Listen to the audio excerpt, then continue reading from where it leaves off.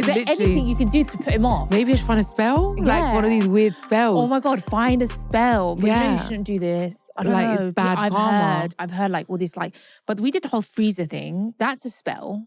Yeah. It's not really a superstition. So I did a spell.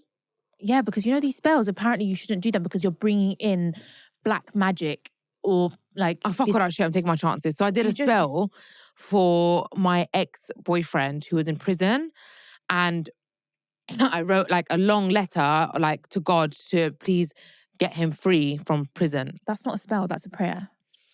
Whatever, anyway. I thought it felt like a spell because I lit a shitload of candles in Amber's house. You know Amber from Love Island, yeah? You and her were out, I was still at hers.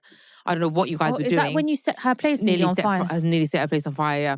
So I had all these candles, I wrote this letter, and then I basically like put the letter in the candle. It was like a glass candle.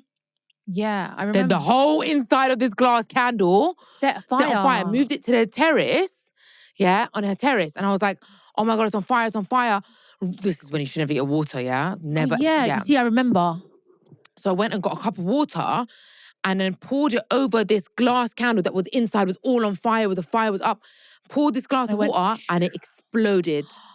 Exploded. I remember, because we were all like, what the fuck has happened? It literally exploded. The wax, the fire, everything was everywhere. And she took that really well, actually. Yeah. She just laughed She was just like, you did nearly burn my flat down. But maybe it was a sign of the spell working because like, my man got set free. No, guys, don't do this at home. Yeah, do not do this at home. Don't do this at home. Don't be with someone that's in prison in the first place. Yeah, true. But that doesn't sound like a spell. That sounds like a prayer. Yeah, I don't know. A spell is like weird shit. Like, for example, us writing the name and putting it in the freezer, or, for example, the underwear thing. Like, that's a spell. Yeah, and like, you know, you hear these like people, they like take bits of your hair and they like do juju on it. And, exactly. They're spells. Yeah. Weird stuff. That sounds like a prayer. I was dating this guy who said that like his mum was really bad things were happening in her life, and she had a close friend that she always felt was giving her like well, we say chesh, some of you might say nazar, or like bad energy, evil eye.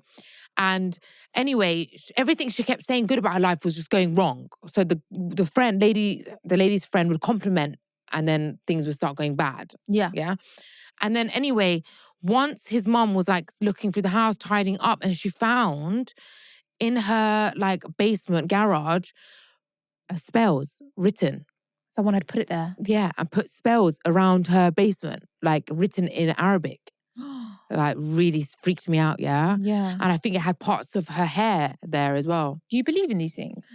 I don't know. Mum really believes in these things. People do. Like another one of my ex-boyfriends said that one of the girls he was dating had put spells on him, and he found things that showed that she was putting spells on him. Yeah. That's why I'm saying, like, with these spells and stuff, you have to be careful, because if it is true, they say that if you do one spell, you're inviting all that black magic into your life. So like you should never just go there. You should never go there. Even though we did the whole freezer thing. That's not, is that a spell? It's black magic, really. Yeah, that's why mummy's always a bit like, I don't know if we should do it. Yeah, she's always worried.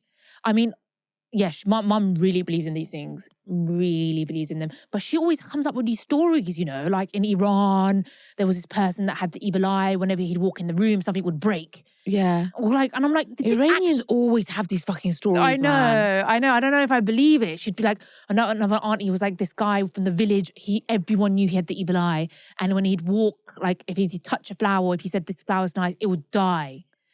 Like, please. Straight away, like the dark flower would die. You know Iranians with the stories, man. Yeah. I think it's like a Middle Eastern thing. I don't even know. One of my exes, he was Afghan. He said that his sister had the evil eye and she knew it. She wasn't a bad person. She was a nice person, good person.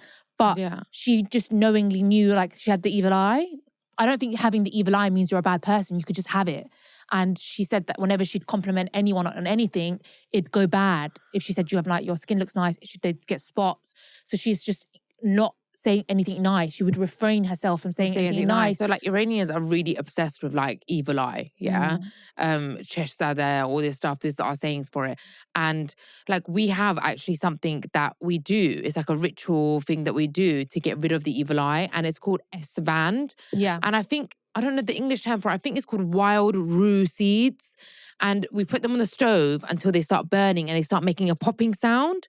Once they start making a popping sound, they let off like a really thick smoke. And we take this metal spoon with the wild rue seeds and the smoke, and we do it 3 times around the person's head and around the house. And it's meant to get rid of the evil eye, basically. Yeah, I love the smell of that as well. Me too. I love that. It's so relaxing. But yeah. I mean, so not long ago, I had a gathering at my house and there was people there that I wasn't that close to.